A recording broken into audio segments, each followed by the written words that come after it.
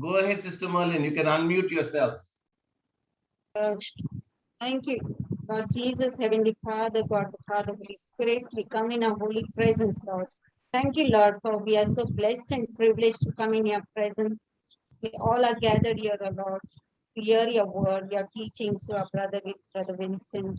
Help us, Lord, to have wisdom and understanding for all the teaching that have been given to us, Lord, by the Holy Spirit, with the anointing of the Holy Spirit. Thank you, Lord Jesus. You have given us two beautiful commandments, Lord, to love and forgive one another. May we obey your commandments, Lord, and love and forgive one another. May we have the reconciliation wherever there is hurt, wherever there is despair, wherever there is hatred or anger. May we reconcile and we obey your commandments, Lord, for your great glory and honor. And make this prayer, Father God, in the name of your Son, Lord Jesus. Amen. Amen. Amen. Amen. Thank you, Sister Merlin, for leading us in that very spirit-filled praise and worship. And most importantly, for leading us right now in the opening prayer. And my brothers and sisters, a warm welcome to each one of you. You know, we are on these in fact, today is Wednesday. It's exactly 3 weeks that we have been on this series on not being deceived. It's 3 weeks today on this Wednesday. I remember Wednesday 3 weeks ago, Melanie introduced this topic of saying, do not be deceived. And ever since then, we have been talking about this topic. And the Lord has taken us on a beautiful journey, right from, the word being planted on the good soil, the word being planted on the sand, then also the two builders building on the sand and building on the rock. And then we have been studying about, how the Galatians who had actually accepted Christ, who were born again, they had seen the glory, they had received the Holy Spirit, now through false prophets and false teachers were being deceived and were in danger of being reprobates, were in danger of being lost because they had now gone away from the true gospel. They had gone away from the teachings of Christ. They had gone to legalism. They had gone to religion. They had not gone into that relationship with the Holy Spirit. And St. Paul was actually talking about that. And yesterday, my brothers and sisters, we were studying regarding the doctrines of the devil, which are being taught in the body of Christ even today. But actually, what are these doctrines of the devil doing?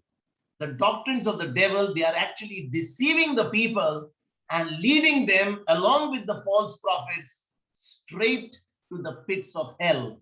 That's exactly the danger that is happening today in the body of Christ. False teachings, false doctrines, which are not according to the word of God. And people, because they are not been going to the word, they are not going to the manual, they are not letting the Holy Spirit teach them. They are simply deceived by the lies that they've been hearing. They've been hearing these lies from their childhood. They have never ever gone to the word of God. They have never let the Holy Spirit teach them. And so whatever lies have been taught, they have simply taken those lies and they are being deceived, and they are not actually going to get better. They are simply going to get worse. And my brothers and sisters, the Bible talks about a number of doctrines of the devil.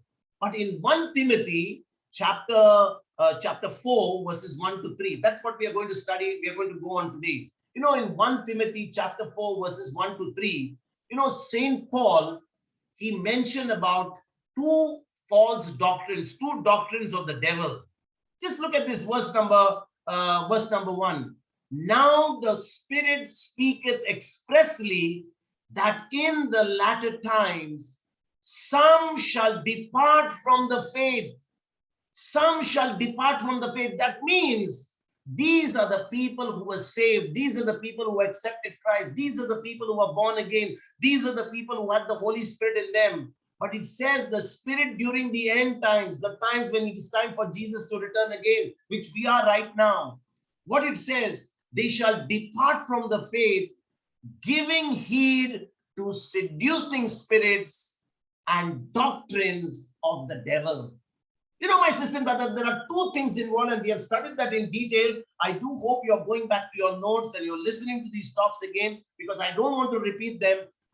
But during the last days, during the latter days, before it's time for Jesus to return, people will simply be swayed from the truth. People will be swayed from the faith, and they will give heed. Give heed means they will give attention. They will give their focus to seducing spirits and to doctrines of the devil. And my brothers and sisters, yesterday we studied about, we started off studying about that one doctrine. What are the two doctrines he talks about? Look at what he says in verse number 3. 1 Timothy chapter 4, verse number 3.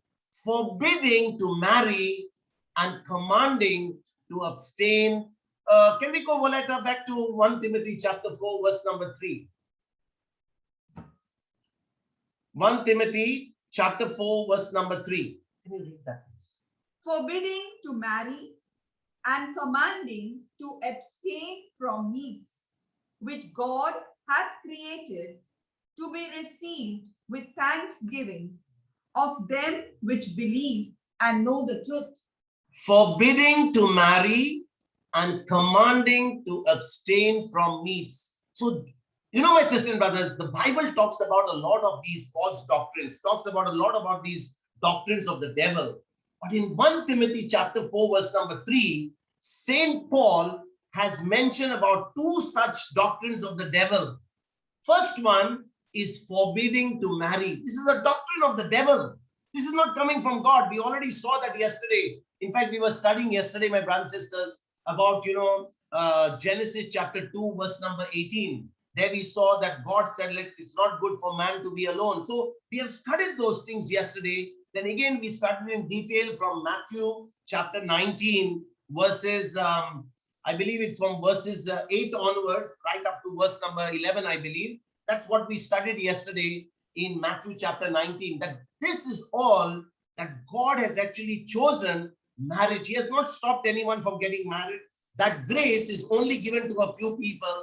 And once that grace comes, they will never be going through any battle of on their sexuality, or they'll be not going into any lustful thoughts, or they'll be going into thoughts where they will quit from what they are doing to go to where they have to get married, because that grace was already given to them. They had become on their own eunuchs in order to be serving in the kingdom of God. So brothers and sisters, there is no such thing as, somebody has to make an effort or fight on their own in order not to get married. But that grace is given to that person. Not it is given later. That grace is given so that you will never even think of marriage. You will never think of, what you're missing, because that grace was already given to you. You were chosen in order to become a eunuch, in order to serve the kingdom of God. So forbidding marriage or putting a rule is actually a demon's doctrine. And my brothers, amazingly, these same two doctrines of the demons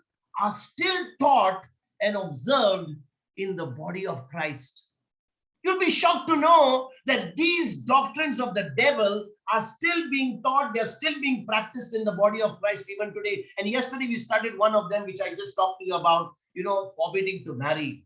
And when we saw about forbidding to marry, we saw all these verses, as I said to you, Genesis chapter 2, verse 18, Matthew chapter 19, verses 8 to 11 onwards. And today we are going to look at the second doctrine of the devil. And that doctrine of the devil is what we see Saint Paul mentioning in 1 Timothy chapter 4, verse number 3. So let's read that again. 1 Timothy chapter 4, verse number 3. Let us read the whole verse again. Forbidding to Otherwise, let us do one thing. Let us read from verse number 1 onwards. Let us get to the flow of it. Voletta, can we put the verses please again? 1 Timothy chapter 4, verse 1 to 3. Let us read them in one flow. Now the Spirit speaketh expressly, that in the latter times some shall depart from the faith, giving heed to seducing spirits and doctrines of devils, speaking lies in hypocrisy, having their conscience seared with a hot iron, forbidding to marry and commanding to abstain from meats, which God hath created to be received with thanksgiving of them which believe and know the truth. So, my sisters and brothers, there are many false doctrines. There are many doctrines of the devil. But today, in this verse where we are talking, just to get an understanding about the doctrines of the devil, we are looking at forbidding to marry, which we saw yesterday, and of course, this abstaining from meats. I want to take you back to the Old Testament, to the Old Covenant. In the Old Covenant, God had commanded abstinence from certain meats. It's the truth. There was in the Old Testament, there was an abstinence for certain meats which had to be done. And Paul commanded the Romans. If you go to Romans chapter 14, verses 1 to 3, can we go there, please? In Romans chapter 14, verses 1 to 3, the Romans were told not to reject those who only ate vegetables, who only ate, herbs. He said, don't disrespect those people. Don't ignore them, because you have got no right to do that. Each one has got their own choice, whether they want to eat meat or they don't want to eat. Let us read Romans chapter 14, verses 1 to 3. Him that is weak in the faith, receive ye, but not to doubtful disputations. For one believeth that he may eat all things, another who is weak eateth herbs. Let not him that eateth despise him that eateth not, and let not him which eateth not judge him that eateth, for God hath received him. Look at what he says, my dear sister and brothers. Many a times, because we have been growing in this particular way, we call it the season of Lent. When especially during the season of Lent, some people say, during the season of Lent, I don't want to eat any non-veg. I don't want to eat meat on this day. I will keep a particular day of the week from avoiding non-veg. And there are some of them, they will eat Sunday, Monday, Tuesday, Wednesday, Thursday, Friday, Saturday, Sunday, Monday, Tuesday, all 40 days, they are eating meat. Now, when somebody sees those people eating meat, they say, what? Are you eating meat in the season of Lent? Because they have begun to judge the people based on what they eat. But look at what St. Paul is saying, my sister and brother. He's saying, who are you and I to judge somebody what they eat? Is what they eat going to decide whether they are going to go to heaven or they're going to go to hell? If you want to keep, even every day of the week, or you want to keep one day of the week to avoid eating meat, that's your job, that's your faith. But you cannot go and judge somebody else based on because they are eating meat on some day or they are not eating meat on one day, whether they want to eat vegetables on a particular day, they don't want to touch the non-veg on a particular day. My sister and brothers, just like the first doctrine we saw of the devil yesterday, there is nothing wrong with remaining, single and being a minister of God's word. That's exactly what St. Paul was saying. Peter was the one, in many ways, he was one of those who actually was married, and yet he had done such an effective job in the kingdom of God. And those who are sitting at times on their throne and who are single and who are celibate, they are actually doing nothing in the kingdom of God. So even St. Paul, though he was married, St. Peter, he was doing a great job. He had a wife, he had a mother-in-law, maybe he had only children. But look at what Peter was doing. He was going and preaching the gospel. So again, just because you are single and just because you're celibate doesn't mean that you get an extra leverage or you get an extra benefit in the kingdom. If you are single, you have chosen to remain single only to serve the kingdom of God. Therefore, you don't have extra work to look after your family. You don't have the responsibility of looking after your spouse, your children. You don't have that particular job. But once you are married, you cannot escape this particular duty in order to do the other. You have to balance between the two, because you were called first and foremost to do the job as a family man, and then you can do the kingdom of God. But if you just disown your family in order to, and then people take the scriptures out of context and they say, because I'm serving the kingdom of God, because I have to not love my husband, love my wife, love my children, and therefore I have to only go to the kingdom. They have made their own gospel and they have shredded from their responsibility. Remember, my dear sisters and brothers, the moment I am chosen, I'm chosen in Christ, whether I'm single or whether I'm married. I have to put Christ as number one, whether I'm single or whether I'm married. It's a matter of priority. Please understand, my brothers and sisters. When we talked about yesterday about the doctrine of the devil, where people are forbidden from getting married, this particular doctrine is actually a doctrine of error. Paul advocated that position because errors come when it is demanded. Please understand, nobody is forcing somebody to do, but the moment it is enforced, somebody says, no, you're not supposed to get married. No, you're not supposed to eat meat. That's the time, my brothers and sisters, it becomes a doctrine of the devil, because there are no rules and regulations about eating. There are no rules and regulations from the Lord about getting married or not. Now it becomes a doctrine of the devil. And now when people are enslaved in those laws or enslaved in those rules, they are simply living a life of misery. They are living a life of total, they are living a life of like slaves inside themselves, because they are now entrapped. And now because of society, because of, what people will say, they are living and suffering because of these laws and regulations. Sisters and brothers, in the same way, people can eat what they like and what they want, or they can refuse what they want to eat or what they don't want to eat, whether they want to eat meat or they don't want to eat meat. That is wrong, to insist that they should not eat meat or they should eat meat. When it becomes wrong, my brothers and sisters, it becomes wrong when those individuals state that it is the right thing to do, and that those who eat meat are actually wrong. This is exactly the problem. When you enforce something and you tell people, because you're eating meat on this particular day, because you're eating meat in this season, you are committing a sin. Who has given us this authority? It's not in the word of God, but we have been growing in this mentality. It's a doctrine of the devil, my brothers and sisters. Please understand. Let us go further into detail so that you will begin to understand this. The Greek word which was translated meats here in 1 Timothy chapter 3 verse chapter 4 verse number 3. Let's go back to 1 Timothy chapter 4 verse number 3, Violetta, because there the word meats is coming from the Greek word broma.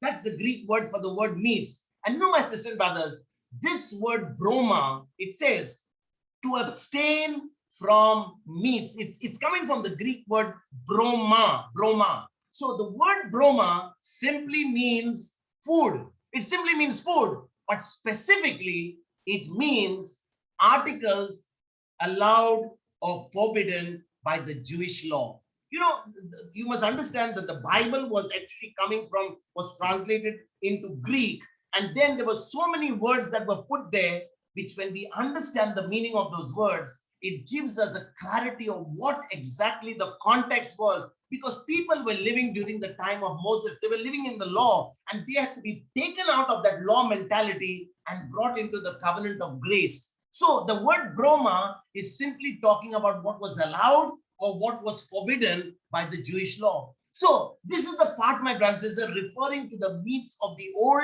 Testament law classified as unclean. And it is also mentioned in the Old Testament in scriptures. I want to take you to some scriptures. Deuteronomy chapter 14 verses 3 to 21. Again, we cannot read all that. There's a lot to read, but you can do these things, these scriptures, for your reference. But no need to go there. I want you all to read for your homework again to understand this. Leviticus chapter 11 and Deuteronomy chapter 14 verses 3 to 21. These are the two passages, my brothers and sisters, which talk about the Old Testament law, where it talked about the foods that were unclean.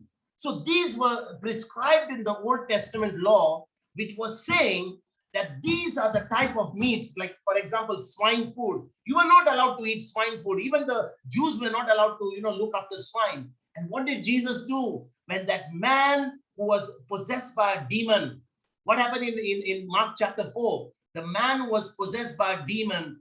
Jesus simply cast him out, and he sent him into the swine, and the swine went into the river, and they all got drowned, because Jesus did not want the people of Israel, according to the law, to go and look after swine. They were doing business with swine, which was forbidden. So, brothers and sisters, as explained in Colossians, as I told you, when you understand that what I'm trying to tell you is in 1 Timothy chapter 4, verse number 3, that it says, when the word broma is said, it simply means abstaining from those meats which are, according to the Old Testament, which are like the meat of swine. I was explaining that to you. So if anyone brings in those laws again into the new covenant, they are simply, proclaiming the doctrine of the demons, because there is nothing of this sort in the new covenant. You can eat everything. Jesus, in fact, said, everything that goes inside you doesn't make you unclean, but what comes out that makes you unclean. So why should we bother about what is going inside? As long as you are able to enjoy your meal, veg, non-veg, whatever you want, as long as you can fill your stomach, you're perfectly fine. I want to take you to the book of Colossians, my brothers and sisters, because in Colossians chapter 2, verse number 16, which we again saw last week, the diet, the laws regarding diet of the Old Testament were only symbolic. We are talking about Leviticus chapter 11, we are talking about Deuteronomy chapter 14, but Colossians chapter 2, verse number 16 is only talking about, the shadow of the Old Testament. The New Testament was actually something which was the real thing. Look at what it says in Colossians chapter 2, verse 16. Let no man therefore judge you in meat or in drink or in respect of any holy day or of the new moon or of the Sabbath days, which are a shadow of things to come, but the body is of Christ. So look at this, my dear sisters and brothers. Saint Paul, writing to the Colossians, is saying, let no man therefore judge you in meat or in drink or in respect of a holy day or a new moon or the Sabbath day, because these are all shadows of things to come. The real thing that has already happened now is Christ is already inside of us. Christ lives on the inside of us. That's why Saint Paul writing to the Galatians in Galatians chapter 2, verse number 20, what does he say? It's no longer I who live, but Christ living in me. My sisters and brothers, when you understand, it's no more what you do, which day you fix, what you eat. At the end of the day, Christ is on the inside of you. Look at what he says in Galatians chapter 2, verse number 20. I am crucified with Christ. Nevertheless, I live. Yet not I, but Christ liveth in me. Not I, but Christ living in me. Sisters and brothers, when you begin to understand this particular truth, that Christ lives inside of us, that when we walk, Christ walks with us. When we sleep, Christ sleeps with us. When we talk, Christ talks through us. We need to understand this particular truth instead of worrying about what food we are eating, whether we have to get married, which day of the week I have to go for service, which obligation I must go. All these things are completely, which are contrary to the truth of God's word. We have to remember, my brothers and sisters, that we are living in the new covenant. We are living a life of freedom in the spirit. We are not being bogged down by rules and regulation. But in order for these things to get out of our mind, in order for these strongholds to be broken from our mind, we need to come to the truth. Otherwise, we are blasted with these strongholds. Do this, do that, don't do this, don't do that. If you do this, you'll be committing a sin. If you say this, you'll be doing this. If you eat meat, you'll be committing a sin. And all these rules have come in, and we have simply gone into bondage. We are under the doctrines of the devil. My sisters and brothers, we need to live in the freedom of the Holy Spirit. Let me go a little further. It is true that, if pork is not prepared properly, pork, if it's not prepared properly, it can cause sickness to your body. Even today, pork is not something that you just can eat as you want. There can be so many issues because, there are scavengers, there are scavenger birds, there are fish that have got disease in the sea. There are people who are pushing chlorine in the sea. The fish dies because of that. And there is a possibility that when you eat such food, there can be reasons why you can get an upset stomach or you can be affected. But Jesus did not say that you should not eat those meats because of all these things. They don't make us unclean, my brothers and sisters, according to the Old Testament law. But in the New Testament, these are already fulfilled through the Lord Jesus Christ in the New Testament. Sisters and brothers, just think about it. All these things about eating, drinking, some particular day, taking non-veg on this day, eating this thing, fasting on this day. These are things that I should fix based on my love for the Lord, because I want to now grow into my relationship with Him. But the moment somebody tells me, today you have to fast, we are all fasting today because we are going to storm heaven. We are going to pray specially because God is going to hear our prayer today. From where does these doctrines come? From where do these spirits come? Sisters and brothers, you can be eating all your meals in a day and God can be hearing all your prayer. You don't need to fast for God to hear your prayer. But the problem is we have been indoctrinated because all are fasting. And now when you fast and pray, God is surely going to hear your prayer. Many people in the last 1 year have been fasting and praying for the coronavirus to go. But the same people are getting ready for the third wave now. Why is that? Why is that they're getting ready for the third wave? Because the coronavirus is not going to go immediately. The coronavirus is here to stay. But you and I have been protected by the blood of Jesus. You have the angels protecting you. So those viruses cannot come next to you. The very fact that you're praying, the coronavirus should go away. Do you think that everybody thinks just like you? Everybody is believing just like you? If you are believing that you have angels next to you, if you believe that the God has put his angels in charge of it to protect you, then that coronavirus is not going to affect you. But the moment you begin to think about, what everybody is saying, even if you fast and pray, that coronavirus is going to kill you because you are depending on your works, you're depending on the doctrines of the devil. Therefore, brothers and sisters, it is important for us to understand that now we should not be bogged down by what things we are eating and what things we are drinking. Therefore, listen to this, my brothers and sisters. We are now free to eat meats that were classified unclean according to the Jewish law. We are declared clean to eat all those meats. For example, if you go to the Old Testament, you were not supposed to eat pork. You were not supposed to eat meat. Now people eat meat and they come with the Old Testament law. Oh, that meat is not supposed to be eaten. Therefore, if you eat pork, you're committing a sin. From where do they get this concept? My brothers and sisters, listen to this again. There is a room for private opinions about how much and which meats are good for us to eat. Yes, we can sit now in our bedroom, we can sit in our sitting room of our house, and we can say, I don't think we should eat meats these days. As a family, we should not eat this thing because you know what, we need to take rest for our stomach. Maybe this meat is not being clean. Maybe it's not coming in a very hygienic packet. Probably that's fine, because you as a family have made that decision. But my sister and brothers, anyone who teaches that certain or all meats are forbidden is promoting a doctrine of the devil. If anyone is promoting that meat should not be eaten or meat should be eaten on this particular day, meat should not be eaten on this particular day, some days are not to be eaten, they are promoting a doctrine of the devil. God created animals to be food for man. That's exactly what he did. And Jesus himself, he ate at the Passover feast, he ate meats. Remember, Jesus ate meat. Even when Jesus was glorified, when he rose again from the dead, do you know what he did? He ate fish with his disciples by the seaside. He prepared a breakfast for them. If you look at Luke chapter 24, let me show you this. Luke chapter 24, verses 41 to 43, I believe. Can we go there, please? Luke chapter 24, verses 41 to 43. Jesus ate fish there. Come on, let us read that.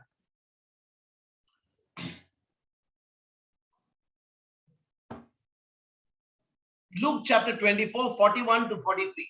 And while they yet believed not, for joy and wondered, he said unto them, Have you here any meat? And they gave him a piece of a broiled fish and of an honeycomb. And he took it and did eat before them. When was this, my sisters and brothers? Verses 41 to 43 is when? This is when Jesus rose again from the dead. This is when Jesus was resurrected from the dead. That means his resurrected body was also, he's asking them, have you any meat to eat? Jesus is asking, have you any meat to eat? This is the same Lord who has been glorified. He's asking them if you got any meat to eat. And therefore, brothers and sisters, listen to this very carefully.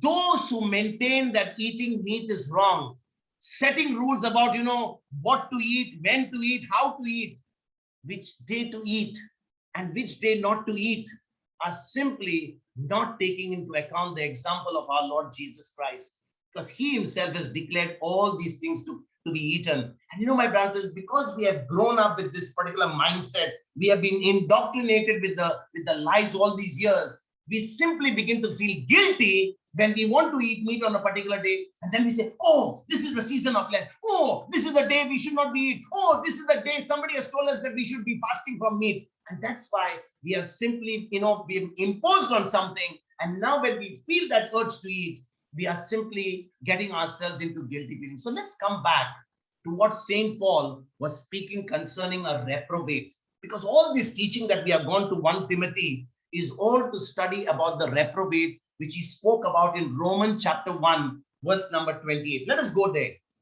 Romans chapter 1, verse number 28, St. Paul was talking about the reprobate. I want to show you just a moment there, because we know what a reprobate really is. Let us read that. Romans chapter 1, verse number 28. And even as they did not like to retain God in their knowledge, God gave them over to a reprobate mind to do those things which are not convenient. So, my sister and brothers, listen to this very carefully. Those who are reprobate, those who have a reprobate mind, know that they are wrong and they don't care. They don't care anymore. They know that they are wrong, but they do not care. They have lost that sense of caring. It's like, what St. Paul says in 1 Timothy chapter 4, verse number 2. Their consciences have been seared with a hot iron. Anyone who still cares, I want you to note this down. Anyone who still cares, regardless of what they have done, isn't still a reprobate, because you care. There is something within you, your conscience, the Holy Spirit is still talking to you.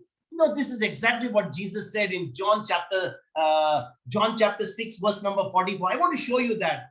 He said that no one can come to him unless the Father draws it to him. John chapter 6, verse number 44. Let us go there, because this is exactly why when we are called by the Lord, why when we were chosen by the Lord, we will never be lost, because we will be protected from the evil one by this Jesus Christ and through the power of his Holy Spirit. John chapter 6, verse number 44. No man can come to the Father, can come to me except the Father. Verse number 44. One second, let's go on the screen. Verse number 44. No man can come to me except the Father which hath sent me draw him, and I will raise him up at the last day. No man can come to me. This is Jesus talking. He says, no man can come to me except the Father which has sent me draw him, and I will raise him up at the last day. My brothers, I want you all to understand this particular thing. We are talking about deception. We are talking about doctrines of the devil. We are talking about going and becoming a reprobate. If you really love the Lord and you really value his word, you are simply not going to get deceived by somebody coming with their collars turned backwards and with all their degrees to tell you something contrary to the word. Because you love the Lord, you're going to go to the word, you're going to study the word, you're going to see what the truth tells you, and you're going to be ruled by the word. So without the drawing power of the Holy Spirit, none of us have any desire for God.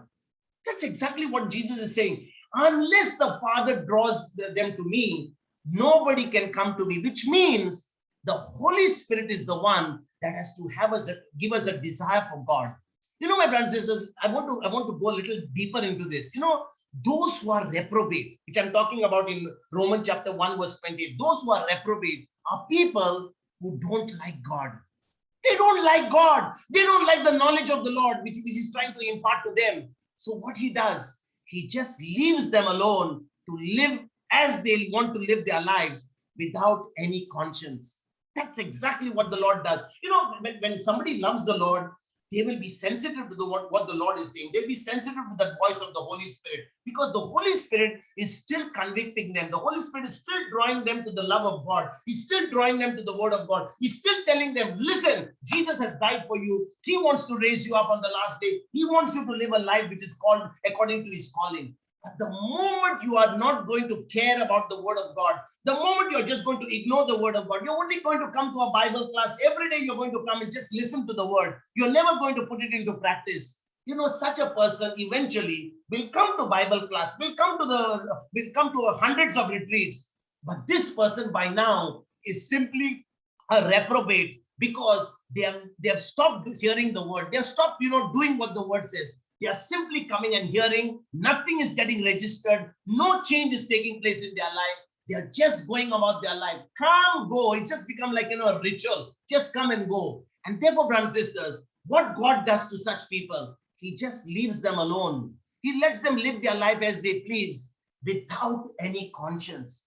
I want to take you to, just for a short while, to 2 Thessalonians chapter 2. If you all read it about 2 days ago, I'm sure you'll be familiar with this scripture, because this was the homework given to all of you who come to this Bible class. 2 Thessalonians chapter 2. I want to take only 2 verses, 10 and 12. 2 Thessalonians chapter 2, verses 10 and 12. I want to show you there exactly what, it describes God giving a very strong delusion to people who don't love the truth. Listen to this. And with all deceivableness of unrighteousness in them that perish, because they receive not the love of the truth, that they might be saved. And for this cause, God shall send them strong delusion, that they should believe a lie. Look at it, my dear sisters and brothers. I want you to look at these verses. Let's go again to verse number 10 and 12. 10 to 12, let's go. And with all deceivableness of unrighteousness in them that perish, because they receive not the love of the truth.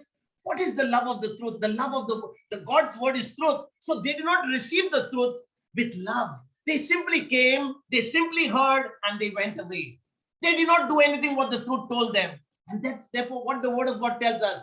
And with all deceivableness of unrighteousness in them that perish, because they receive not the love of the truth or the love of the word, that they might be saved.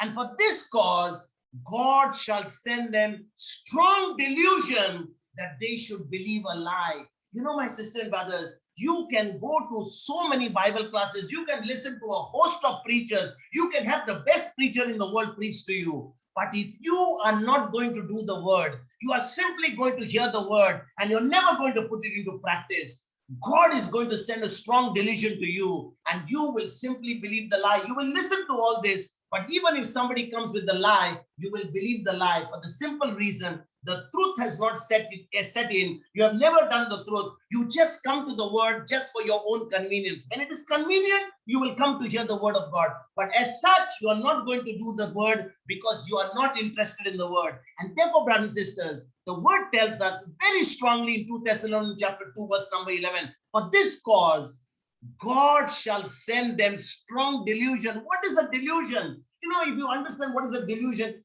people who are deceived, delusion is a person for somebody who's deceived. So God shall send them a strong delusion because they're going to get deceived that they will be believing a lie. Why will they believe a lie? Because these are only hearers of the word. They only can talk the word. They will never put the word into practice. The word is only meant for others. It's never meant for them. And therefore, they will be sent a strong delusion. They will be deceived because they will also believe a lie. And what is the lie? The lie is that they think that they are saved. You know, my sisters and brothers, people like us who are preachers, you know what I'm saying? When we teach the word, sometimes because we teach the word, sometimes because the Holy Spirit works to us, we can also get deceived thinking that we are saved because we are preaching the word, because the Holy Spirit is working through us. You know, my sister and brother, listen to this very carefully. If I preach to you something, but I don't put that word into practice, do you know that I'm going to deceive myself? Because if I'm going to give you the truth and I'm not going to do the truth myself, I will be the biggest, biggest phony person or the biggest liar or the biggest hypocrite, because I'm going to preach to you something and expect you to do the word, but I'm not going to put it into my practice. And that's why God sends the strong delusion to those people. They believe the lie, not the lie of the word, but they believe the lie that they are already saved. They think that because they are preachers, they are saved.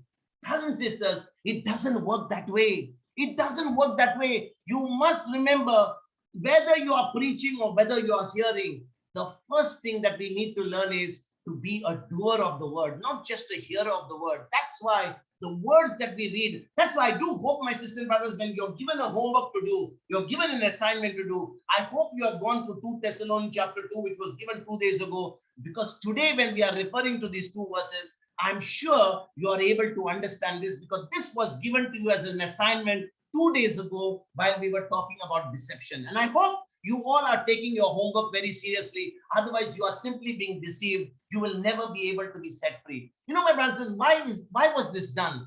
This is done to blind those people from the truth so that they will go to hell. They will be damned. This is what Isaiah was prophesying in Isaiah chapter 6, I believe, verses 9 to 10. Can we read that, please? Isaiah chapter 6, verses 9 to 10. In fact, Isaiah had prophesied that these things will happen to those people because they are going to deceive themselves. They are going to only fool themselves. They are only going to think that because they are just coming to the word, they are completely deceived. Listen to this. Isaiah chapter 6, verses 9 and 10. And he said, go and tell this people, hear you indeed, but understand not, and see you indeed, but perceive not. Make the heart of this people fat, and make their ears heavy, and shut their eyes, lest they see with their eyes, and hear with their ears, and understand with their heart, and convert, and be healed. Absolutely clear. I think, my sister and brothers, some scriptures are so clear, you don't need a preacher to explain to you. What is he saying? And he said, go and tell this people. Which people? He's talking to the people of Israel. Hear you indeed, but understand not.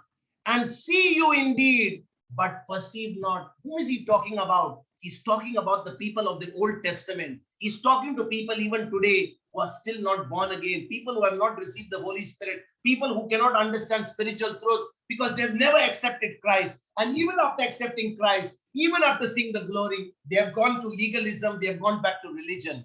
Then what he says in verse number 10, make the heart of these people fat. What is the meaning of making the heart of the people fat? When the heart of a person is fat, when something is overweight, what is going to happen when it is overweight? When the heart is overweight, it can never take anything. It cannot take anything more. It's already fat. It's already fattened by the things of this world. It's just a term used. And make their ears heavy. You don't want to hear the word of God. The truth becomes too much for you to bear. You will hear the word of God and you say, I will multitask with my phone. What is this preacher preaching? Let him preach whatever. Let me multitask. My chicken is on the oven and let me go and somebody's in the... You're listening to the word. You're there for everybody to see that you're there. But your heart is not there because your ears are heavy with the word. And they shut their eyes. What do they shut their eyes? Lest they see with their eyes, not with the physical eyes, with the eyes of the Spirit. And hear with their ears. Which ears? Not with their physical ears, but the ear of the Spirit. And understand with their heart, not with the heart that pumps your blood, but the heart of the Spirit. And convert and be healed. What is he talking about? Is he talking about physical healing? He's talking about spiritual healing. My sister and brothers, the day we accept Jesus as our Lord, God, and Savior, the Spirit of God comes and takes control of our hearts. He comes and lives on the inside of us. He helps us to renew this mind of us. And when this mind of us is renewed, always drawing out from our spirit, now we are able to live the authentic Christian life. Now we are able to live that victorious life. And now when we start living that victorious life, we become witnesses to the Lord Jesus Christ. Otherwise, we are simply saying one thing, doing another. It's all an eyewash. It's all a farce. It's all hypocrisy. That is why, my brothers and sisters, what we say and what we do is so very important. There should be integrity in the words we speak. There should be integrity in the words we do. Because when we do what we say and we say what we do, we are actually having been guided by the Holy Spirit. Let me take you, my brothers and sisters, let us read Romans chapter 1, verses 28 and 29. Let's go back to the book of Romans. Because you know what? This is where we see the dangers that cause a person to be a reprobate. We are talking about the Galatians. Remember, we are with Galatians chapter 3, where St. Paul was, warning the Galatians about being a reprobate. But here in Romans chapter 1, verses 28 and 29, St. Paul is actually talking about a reprobate mind. So let's read these verses. Romans chapter 1, verses 28 and 29. And even as they did not like to retain God in their knowledge, God gave them over to a reprobate mind, to do those things which are not convenient, being filled with all unrighteousness, fornication, wickedness, covetousness, maliciousness, full of envy, murder, debate, deceit, malignity, whisperers. Okay, I want to go back to this word reprobate mind because this is the greatest danger for us in the body of Christ. My brothers and sisters, the word reprobate, it comes from the Greek word adokimos. That's exactly the word. The Greek word for reprobate is adokimos, Adokimos. adokimos. And adokimos simply means discerning, not distinguishing, and void of, any judgment. That's exactly what it means. And you know what happens, my brothers and sisters? Once a person belongs to the Lord Jesus Christ, God himself begins to reveal himself to them. He reveals himself to every person who has ever walked on the face of the earth, because that is the way God wants to really, teach his people, and especially through the Holy Spirit. My brothers and sisters, when we understand this word adokimos, that is basically, it's talking about, having that discernment, having that, distinguishing, not able to distinguish, or being unable to judge. That particular thing is a terrible situation. In this context of Romans chapter 1 verse 28, it may be understood as something which is absolutely something which is hateful to the Lord, is abominable to the Lord, because a mind that is hated by God and is also hated by man.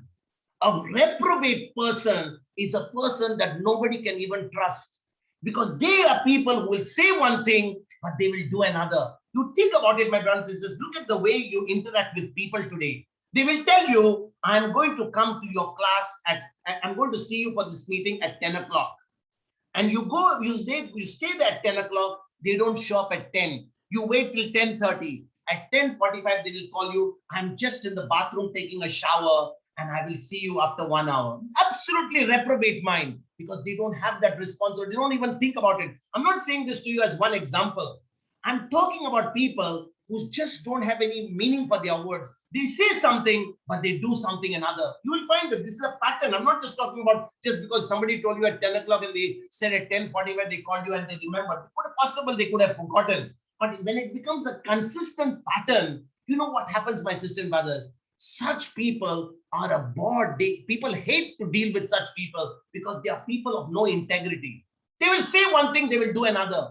In the same way, if man can hate such people, imagine how much God hates people like this, who only talk, but their actions don't prove that they really believe in God.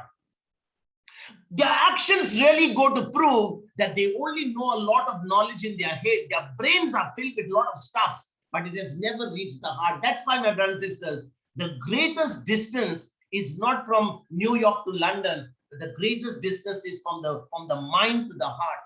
And that's why when we begin to close that gap from the mind to the heart, that's the time we grow in the knowledge of God. Sisters and brothers, this particular state of being in a reprobate mind is describing the state of a person who has passed the point of no return with God.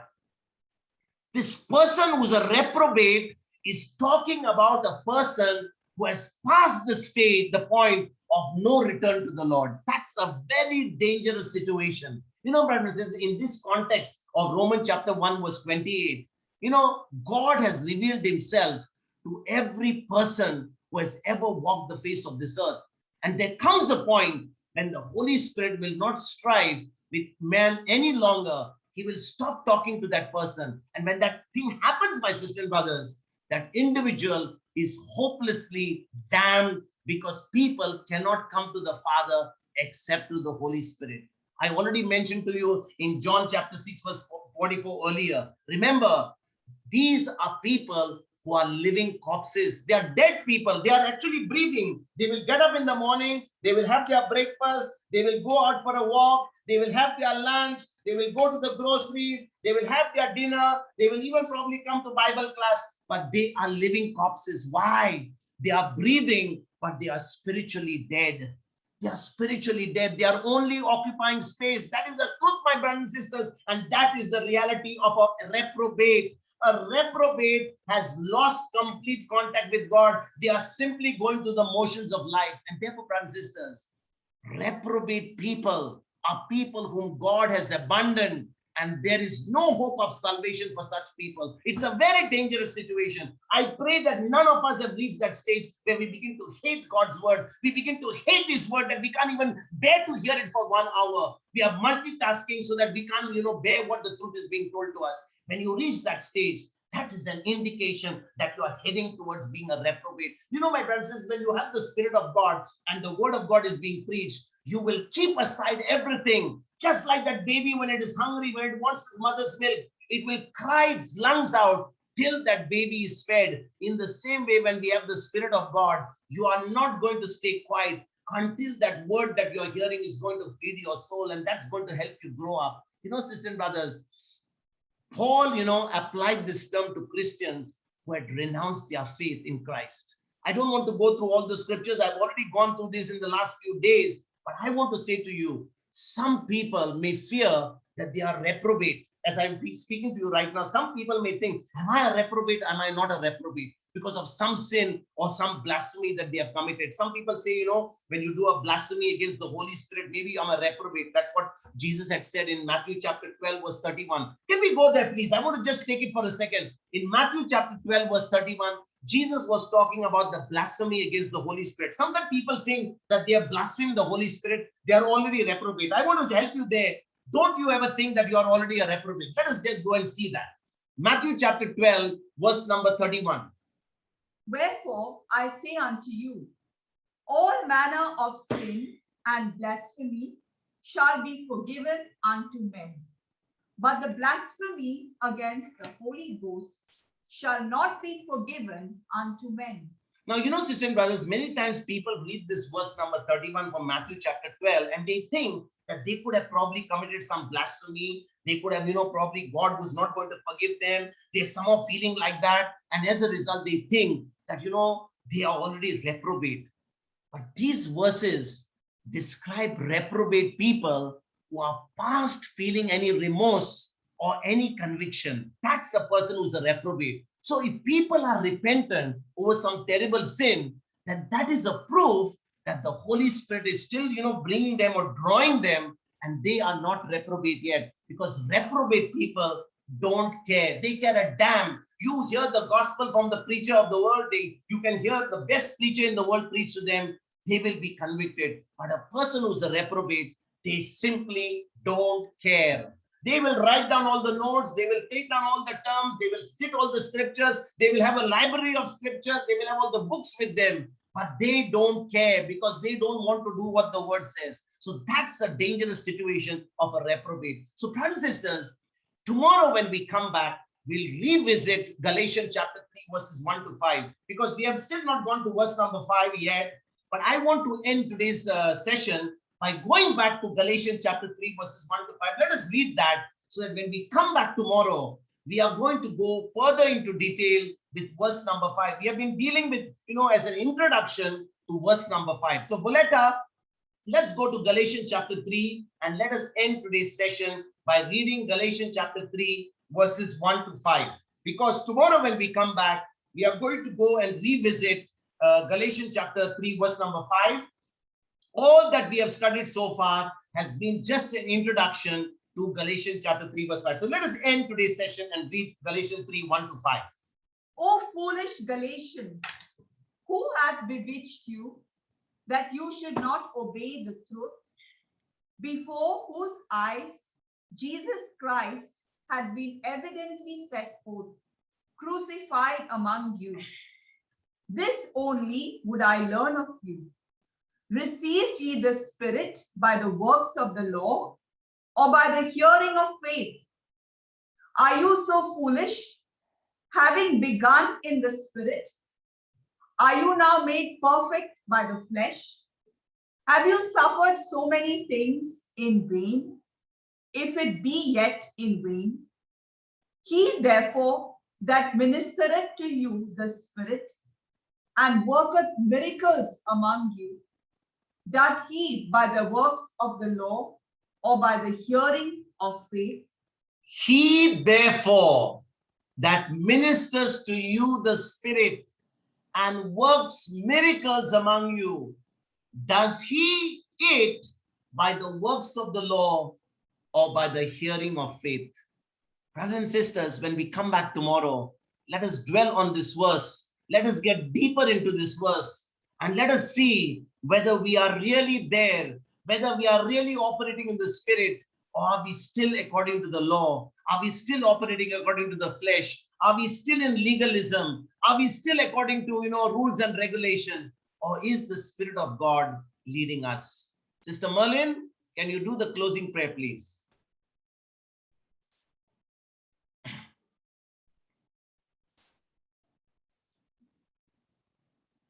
Go ahead, Sister Merlin. You can do the closing prayer. Okay, go ahead and do it. Father in heaven, we thank you and we praise you for your Amen. word. Lord Jesus, Heavenly Father. I'll say, brother, Go ahead, Merlin. Go ahead. in the name of the Father and of the Son and the Holy Spirit, amen. Heavenly Father, Lord Jesus, Holy Spirit, we thank you, Father, for this beautiful time we had listening to your teachings. Thank you, Father, for your unconditional and unfailing love and for your faithfulness. Father, as we listen to your teachings today, may we be blessed. May we take heed of today's teachings. May we not be deceived or be seduced by the doctrines of Satan, but we embrace the doctrines of our Savior Jesus Christ and live a spirit-led life and life in abundance. Make this prayer in the name of our Savior Jesus Christ. Amen. Amen. Amen.